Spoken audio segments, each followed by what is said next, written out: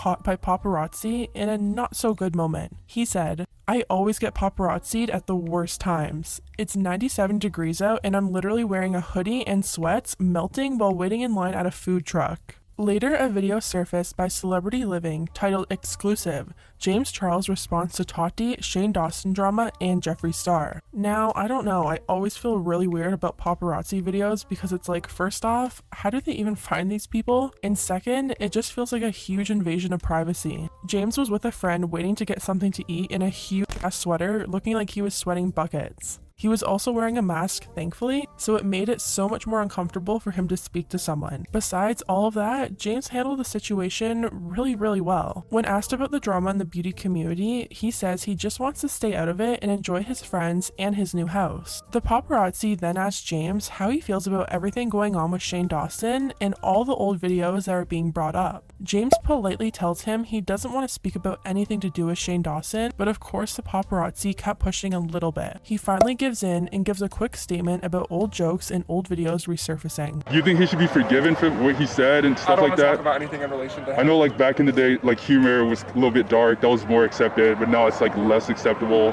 So do you think people should like overlook that, or?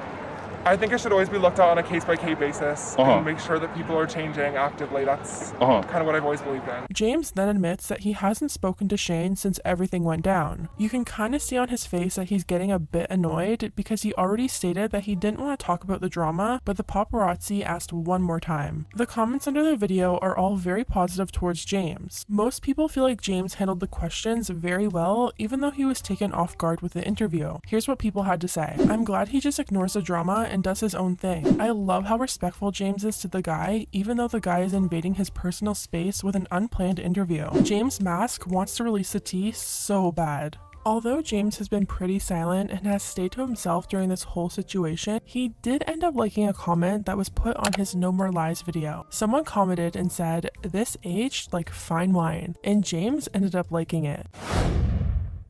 Speaking about James Charles, he ended up tweeting about all the drama that was going on with TikTok last night. He tweeted, "I'll never understand cheating. Maybe it's because I've always been single and can't even get one boyfriend, let alone two, but just don't cheat." Now, what exactly was James talking about? Well, that's a whole mess I'm not sure you're even ready for. So we all know a few months ago now, Charli D'Amelio and her boyfriend Chase Hudson broke up after being together for a few short months. After Charli and Chase ended things, rumors started going around that he might have cheated on Charli with Josh Richards' now ex-girlfriend Nessa. Well, it's looking like there might be some truth to that rumor. Yesterday, fans of Charli noticed she had unfollowed both Chase and Nessa on Instagram. This led to literally all of these TikTokers mass unfollowing each other. One fan wrote, "Josh unfollowed Thomas and Chase. Bryce unfollowed Nessa and Chase. Charli unfollowed Nessa and Chase. Chase unfollowed Nessa. Addison unfollowed Josh. Josh and Jaden unfollowed Nick.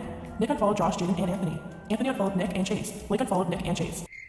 And don't worry, I'm just as confused as you guys are. Apparently there was some stuff going on behind the scenes with all of these TikTokers, and it ended up being dumped publicly all over the internet. Charli put out a tweet last night saying, "I hope she was worth it." Of course, this had fans of Charli going absolutely crazy because just a few weeks ago now, Charli and her ex-boyfriend Chase seemed to be friends again, and they were even making TikTok videos together. Well, that didn't last for very long, did it? Especially after Chase tweeted this last night. "All of this drama going on is because I kissed Nessa when we both were single." Now, this is where the internet kinda went crazy. Charli then quote tweeted Chase and said, "Then you shouldn't have come to my house after without telling me." At this point, Chase was kinda backed into a corner and everyone from the Sway house was calling him out, so he decided the best way to handle this would be to deflect. He then posted a statement to Twitter saying, "Since all my drama has to be put on the internet for the world to judge me, let's lay out everyone else's." Anthony got with Cynthia a week after we broke up on tour. Jaden actively tried to hook up with Dixie at her house on the 4th of July in front of me while she was dating Griffin. Griffin cheated on Dixie with Taylor's ex Kaylin and Bryce's ex Ellie. Jaden and Josh cheated endless amounts of times on Mads and Nessa for the past few months. The only person who has the right to be upset with me is Charli, and I'm sorry I hurt her. We broke up and I messed up by kissing Nessa. I am not sorry to Josh. We are not boys and we haven't been boys since he lied to Charli saying I had an STD 6 months ago, trying trying to get her to stop seeing me. I'm not gonna let these hypocrites try and ruin my life without their lives being out on the internet too.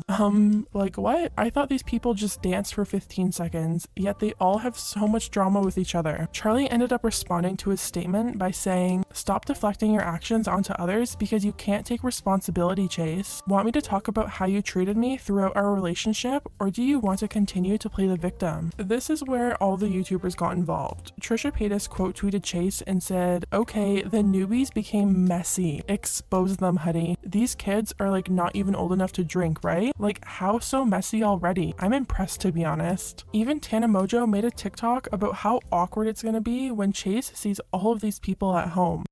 Hey! Hey! How y'all doing? TikTok is literally a whole different world of drama, but I have to say, at least the drama going on over there isn't as serious as the stuff that happens in the YouTube world. A lot of people feel like the beauty gurus are probably very happy that this drama on TikTok has kind of taken over the